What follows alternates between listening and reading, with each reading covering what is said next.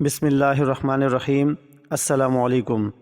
ایک دفعہ سلطان صلاح الدین ایوبی رحمۃ اللہ علیہ نے ایک قتل کرنے والے قیدی کو سزائے موت کی سزا سنائی اور اس سے آخری خواہش پوچھی گئی تو اس مجرم عیار ابن بلال نے کہا، میں کیونکہ ایک اچھے گھرانے سے ہوں لہٰذا مجھے اعلیٰ نسلی گھوڑوں سے پھانسی لگائی جائے۔ اس زمانے میں پھانسی کے تخت پر چڑھا کر گھوڑوں سے باندھ کر گھوڑوں کو دوڑایا جاتا تھا، اس طرح پھانسی کی سزا ہوتی تھی۔ خیر، سلطان نے کہا، تمہاری اس آخری خواہش کو ضرور پورا کیا جائے گا۔ مقررہ وقت پر گھوڑوں کو لایا گیا۔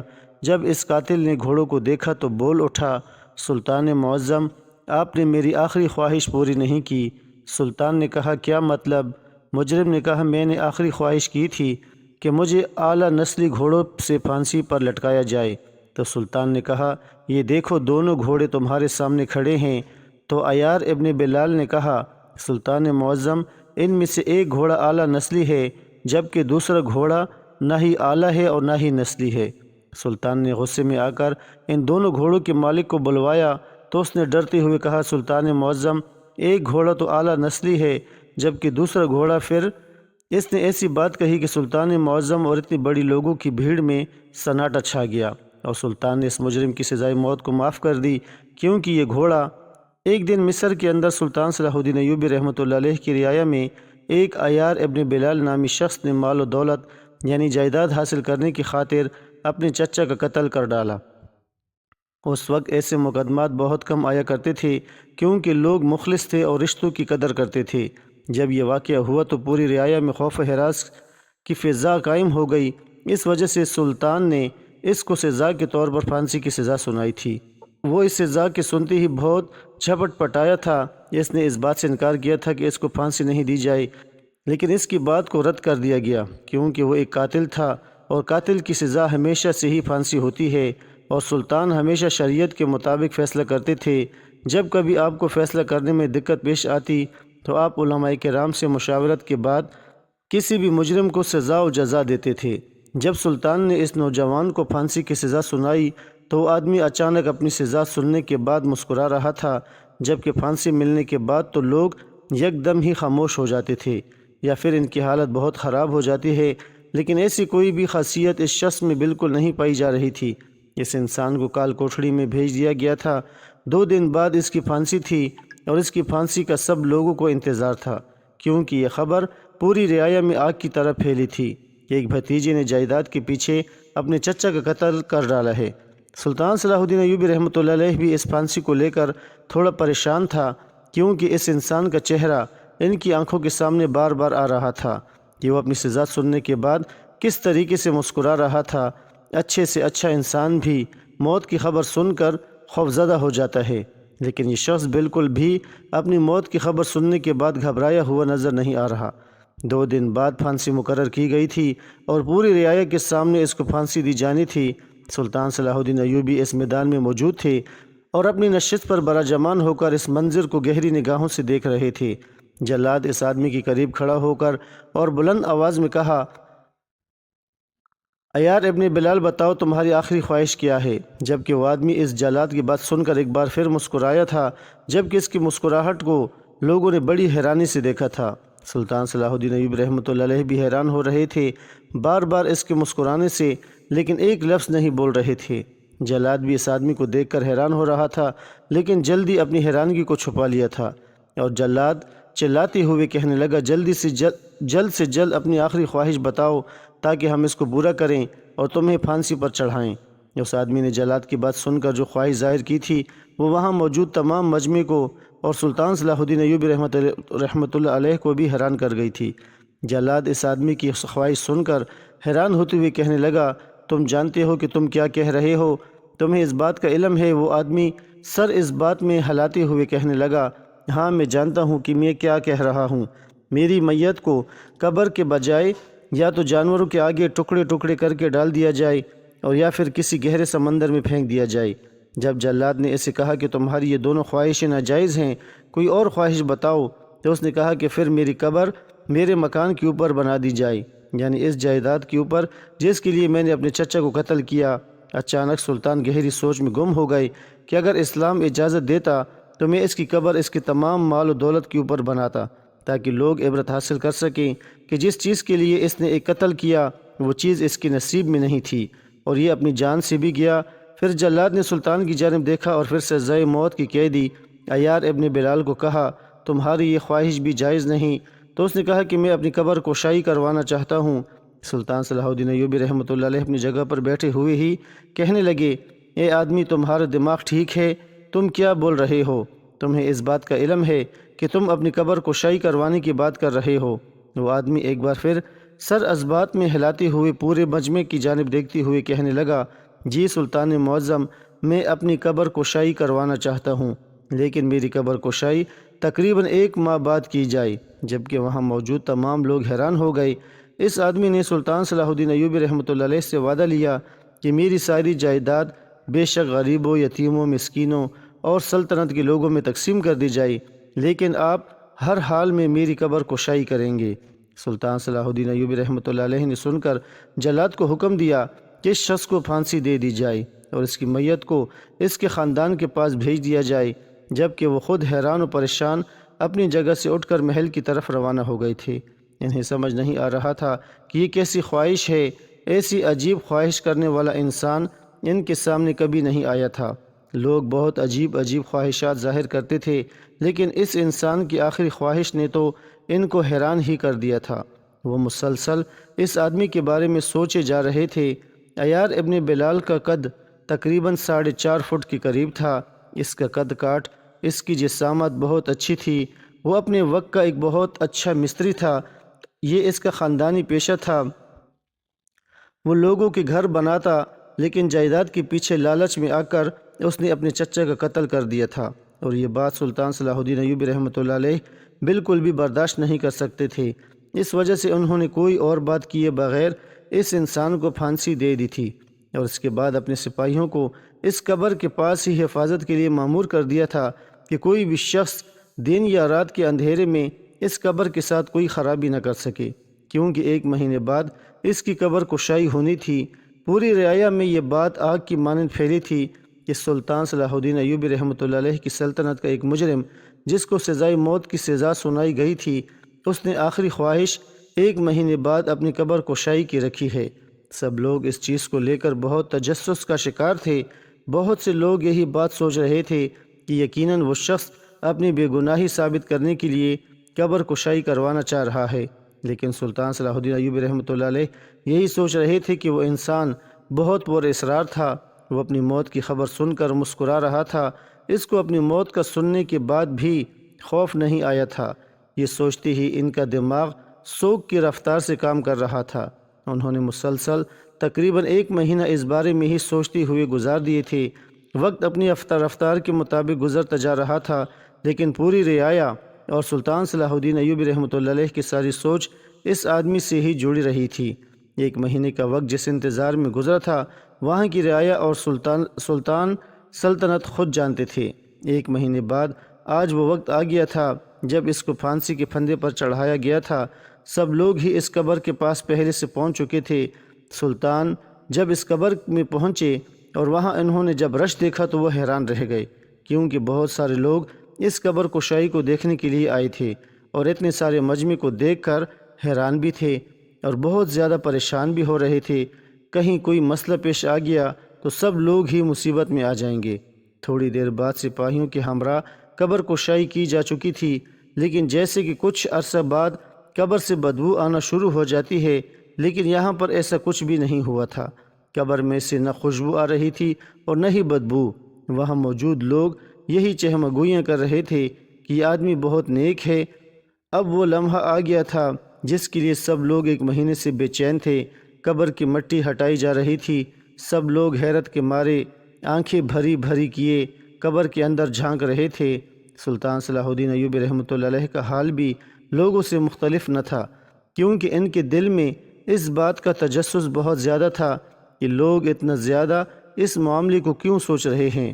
اور جیسے ہی مٹی کی بنی آخری سلیب قبر کے اوپر سے ہٹائی گئی اور لوگوں نے جیسے ہی اندر جھانک کر دیکھا تو سب لوگوں کی چیخیں نکل گئیں۔ بہت سے لوگ اس منظر کو دیکھ کر قبرستان سے باہر بھاگ چکے تھے، جبکہ سلطان صلاح الدین ایوبی رحمۃ اللہ علیہ نے بھی اپنی آنکھیں بند کر لی تھیں اور جلدی واپس محل لوٹ آئے تھے۔ کسی کو بھی سمجھ نہیں آ رہا تھا کہ 1 مہینے بعد قبر کے اندر ایسے کیسے ہو سکتا ہے۔ سلطان صلاح الدین ایوبی رحمۃ اللہ علیہ محل آنے کے بعد بہت گہری سوچ میں مبتلا تھے۔ انہیں سمجھ نہیں آ رہا تھا کہ یہ ان کی سلطنت میں کیا ہو گیا ہے۔ انہوں نے فوراً ہی عیار ابن بلال کے خاندان سے رابطہ کیا اور سپاہیوں کے ہمراہ پورے خاندان کو دربار میں بلانے کا سوچا، لیکن اس سے پہلے وزیر نے جو بات ان کو بتائی ان کو مزید حیران کر گئی کہ جس انسان کا قتل ہوا تھا وہ ابھی تک حیات ہے، اس کی سانسیں ابھی بھی چل رہی ہیں۔ سلطان یہ بات سن کر یکدم ہی خاموش اور ٹھٹک کر رہ گئے۔ اگر وہ انسان بچ جاتا تو سلطان صلاح الدین ایوبی رحمۃ اللہ علیہ اپنے غصے میں آ کر آج ایک غلط فیصلہ کر چکے تھے، لیکن جو منظر آج وہ قبر کے اندر دیکھ کر آئے تھے اس کے بعد انہیں کچھ بھی سمجھ نہیں آ رہا تھا۔ سپاہیوں کے ہمراہ اس آدمی کے خاندان کو طلب تو کر لیا گیا، لیکن وہ آنے کا نام ہی نہیں لے رہے تھے۔ سلطان صلاح الدین ایوبی رحمۃ اللہ علیہ بھی ان لوگوں کا انتظار شدت سے کر رہے تھے کہ اچانک ہی دربار کے اندر سپاہی داخل ہوئے اور ادب سے سر جھکا کر کہنے لگے، سلطان معظم وہ لوگ آ چکے ہیں اور آپ سے ملنے کی خواہش مند ہیں۔ سلطان صلاح الدین ایوبی رحمۃ اللہ علیہ نے فوراً ہی ملنے کی اجازت دے دی۔ تھوڑی دیر بعد ہی ایک بوڑھی عورت اور اس کے ساتھ ایک نقاب پوش عورت محل کے دربار میں داخل ہوئی۔ اس عورت کے ساتھ جو نقاب کے اندر عورت تھی وہ کوئی ادھیڑ عمر معلوم ہو رہی تھی۔ اس کی گود میں ایک معصوم سا بچہ بھی موجود تھا۔ سلطان صلاح الدین ایوبی رحمۃ اللہ علیہ ان تینوں کو ہی بہت غور سے دیکھ رہے تھے۔ ہر روز کی طرح آج بھی دربار لگا ہوا تھا۔ بہت سی رعایا اپنے مسائل حل کروانے کے لیے وہاں پر جمع تھی، لیکن سلطان صلاح الدین ایوبی رحمۃ اللہ علیہ نے کسی کا بھی مسئلہ حل نہیں کیا تھا، کیونکہ آج وہ ہر حال میں عیار ابن بلال کا مسئلہ حل کرنا چاہتے تھے اور اس کے خاندان والوں سے پوچھنا چاہتے تھے یہ سب کیا ماجرا ہے۔ سلطان صلاح الدین ایوبی رحمۃ اللہ علیہ نے اپنا گلا کھنکارا اور اس عورت کی جانب دیکھتے ہوئے کہنے لگے، اے بوڑھی ماں، تم جانتی ہو کہ ہم نے تمہیں یہاں پر طلب کیوں کیا ہے؟ وہ عورت یہ بات سن کر کہنے لگی، سلطان معظم، مجھے معلوم نہیں ہے کہ آپ نے ہم لوگوں کو یہاں پر کیوں جمع کیا ہے۔ نہ جانے ہم لوگوں سے کیا خطا سرزد ہو گئی ہے۔ اگر ہم سے کوئی خطا ہو گئی ہے تو ہمیں معاف کر دیں۔ سلطان صلاح الدین ایوبی رحمۃ اللہ علیہ نے اس بوڑھی عورت کی بات سنتے ہی کہا، نہیں نہیں، تمہاری کوئی غلطی نہیں ہے، بس آپ سے چند ایک سوال پوچھنے ہیں، ان کا جواب ہم آپ سے جاننا چاہتے ہیں۔ اگر آپ ایمانداری سے بتا دیں اور اس میں ذرا بھی جھوٹ کی ملاوٹ نہ ہو، کیونکہ اگر تم نے ہم سے جھوٹ بولا تو یقین جانو ہم تمہاری عمر کا لحاظ بھی نہیں کریں گے اور تمہیں کال کوٹھڑی میں بند کر دیں گے۔ بوڑھی عورت خاموشی سے سر جھکا کر کہنے لگی، سلطان معظم، ہم مرتے مر جائیں گے لیکن آپ سے جھوٹ نہیں بولیں گے۔ سلطان نے یہ بات سنی تو وہ کہنے لگے، تو ٹھیک ہے، ہمیں بتاؤ کہ تمہارے بیٹے نے تمہارے دیور کو کیوں مارا؟ وہ بوڑھی عورت سلطان صلاح الدین ایوبی رحمۃ اللہ علیہ کی جانب دیکھتی ہوئی کہنے لگی، سلطان معظم، اب ان سب باتوں کا کیا فائدہ جب میرا بیٹا اس دنیا سے جا چکا ہے۔ جس نے قتل کیا تھا اس کو سزا مل گئی ہے، کوئی فائدہ نہیں ہے ان ساری چیزوں کا۔ سلطان نے یہ بات سنی اور اس عورت کی نفی کرتے ہوئے کہنے لگے، جتنا سوال میں نے تم سے کیا ہے اس کا جواب مجھے دو، مجھے یہ نہ بتاؤ کہ کیا صحیح ہے اور کیا غلط۔ جب اس عورت نے سلطان کو غصہ کرتے دیکھا تو وہ فوراً ہی کہنے لگی، سلطان معظم، میرے بیٹے نے اپنے چچا کا قتل غصے میں آ کر کیا تھا۔ میرے شوہر نے اپنے وقت میں ایک زمین خریدی تھی اور اس کے بعد میرے شوہر بہت زیادہ بیمار ہو گئے تھے، جس کی وجہ سے ہم نے میرے شوہر کے بھائی سے کچھ پیسے ادھار لیے تھے، لیکن ہمارے حالات اتنے زیادہ پیچیدہ ہو گئے تھے کہ ہم اس ادھار کو پورا نہیں کر پا رہے تھے۔ میرے شوہر بہت جلد اس بیماری سے لڑتے لڑتے اس دنیا سے کوچ کر گئے تھے، جس کی وجہ سے ہم مزید ٹوٹ چکے تھے۔ ہمارے گھر کا واحد کفیل میرا شوہر ہی تھا۔ میرے شوہر کے مر جانے کے بعد گھر کی ساری باغ دوڑ میرے بیٹے عیار ابن بلال نے سنبھال لی تھی۔ وہ بھی اپنے باپ کی طرح ہی مزدور تھا اور لوگوں کے گھر بناتا تھا، لیکن اس کے کام میں اتنی زیادہ صفائی تھی کہ لوگ اس کو زیادہ پسند کرنے لگے تھے۔ میرے بیٹے نے اپنے چچا سے وعدہ کیا تھا کہ وہ بہت جلد اس کا قرضہ اتار دے گا، لیکن اس کے باوجود بھی میرے بیٹے کا چچا اس بات کو قبول ہی نہیں کر رہا تھا اور ہر روز ہی ہمارے گھر میں آ کر شور مچاتا تھا۔ کچھ دنوں بعد تو اس نے حد کرنا ہی شروع کر دی تھی اور اب بہت برے لوگوں کو ہمارے گھر بھیج کر ہنگامہ کرواتا تھا۔ یہ سب کچھ میرے بیٹے کو بہت ناگوار گزر رہا تھا۔ ہمارے گھر میں میری ایک جوان بہو بھی موجود ہے اور اس کا چھوٹا بچہ بھی۔ ان سب چیزوں کو دیکھ کر بہت زیادہ ڈر رہا تھا۔ ایک روز میں اپنے کام سے باہر گئی ہوئی تھی اور میرا بیٹا کمانے کے لیے کام پر گیا ہوا تھا کہ پیچھے سے میرا دیور ہمارے گھر آ گیا، زور زور سے دروازہ پیٹنے لگا۔ گھر کے اندر میری بہو اکیلی موجود تھی، اس وجہ سے اس نے دروازہ نہیں کھولا اور منع کر دیا کہ ابھی اس وقت اماں اور اس کا شوہر گھر پر موجود نہیں ہے تو وہ دروازہ نہیں کھول سکتی۔ لیکن اس کے باوجود بھی میرا دیور مسلسل دروازہ پیٹے جا رہا تھا، جس کی وجہ سے میری بہو پریشان ہو گئی اور کمرے میں چلی گئی۔ لیکن وہ اتنا زیادہ جذباتی ہو گیا تھا کہ اس نے دروازے کو پیٹتے پیٹتے ہمارے گھر کا دروازہ ہی توڑ دیا اور گھر میں داخل ہو گیا۔ جب میری بہو نے میرے دیور کو یہ کرتے دیکھا تو گھبرا کر کمرے کو اندر سے بند کر لیا۔ میرا دیور بہت شاطر انسان تھا، وہ سب چیزوں کے بارے میں بہت اچھے سے جانتا تھا۔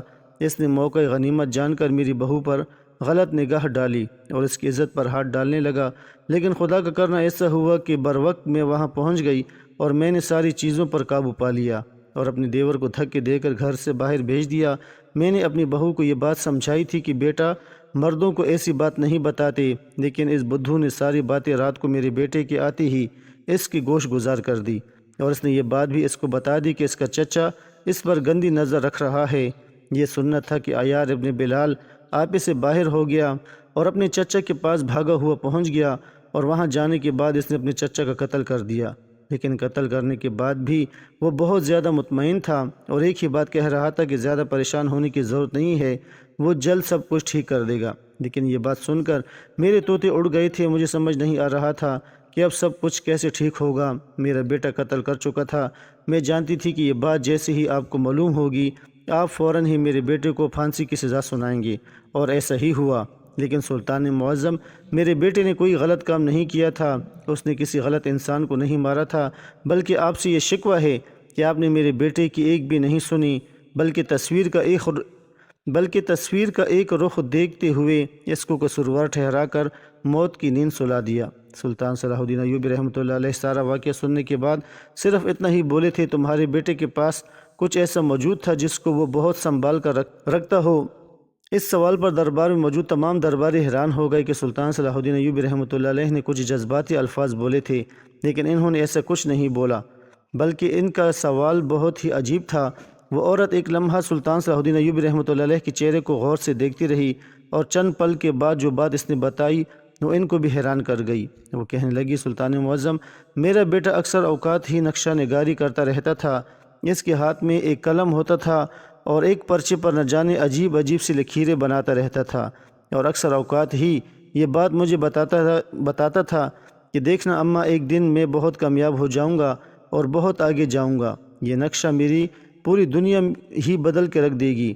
میں نہیں جانتی تھی سلطان معظم کہ میرا بیٹا میری دنیا بدلنے سے پہلے ہی مجھے چھوڑ کر چلا جائے گا۔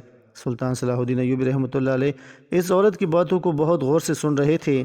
انہوں نے فوراً اس عورت کو حکم دیا کہ تمہاری بات کو اہمیت دی جائے گی، لیکن اس سے پہلے تم ہمیں فوراً ہی وہ نقشہ دے دو تاکہ جو بات ہم سوچ رہے ہیں وہ مسئلہ حل ہو جائے۔ اس عورت نے سلطان صلاح الدین ایوبی رحمۃ اللہ علیہ کا حکم فوراً ہی بجا لایا اور ایک سپاہی کے ہمراہ وہ نقشے بھیج دیے۔ سلطان صلاح الدین ایوبی رحمۃ اللہ علیہ نے جب وہ نقشے کھول کر دیکھے تو انہیں بہت چیزیں سمجھ آ گئی تھی۔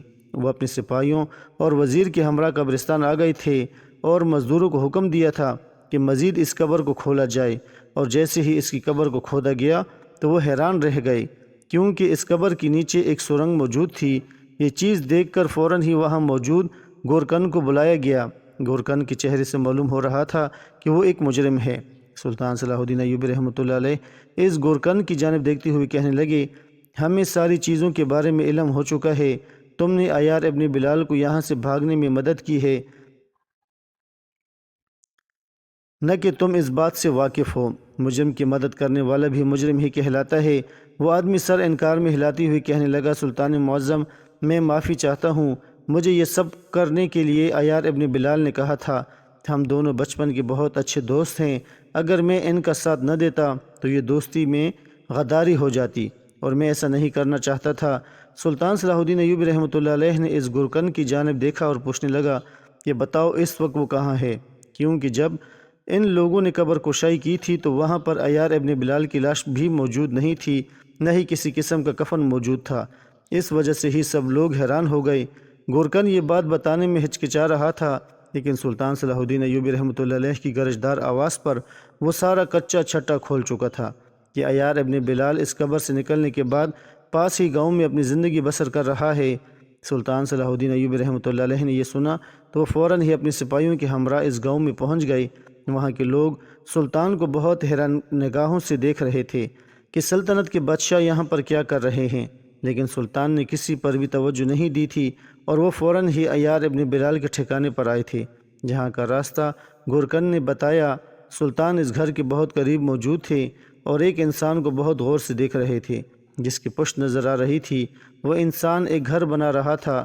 سلطان صلاح الدین ایوبی رحمۃ اللہ علیہ نے اپنے سپاہی اس آدمی کے پاس بھیجے اور ان لوگوں نے بات چیت کرنے کے بعد ہی جیسے ہی اس کا رخ سلطان کی جانب مڑا تو ان کی آنکھیں پھٹی کی پھٹی رہ گئیں، کیونکہ سامنے کوئی اور نہیں بلکہ عیار ابن بلال موجود تھا، جس کو بھرے مجمع میں پھانسی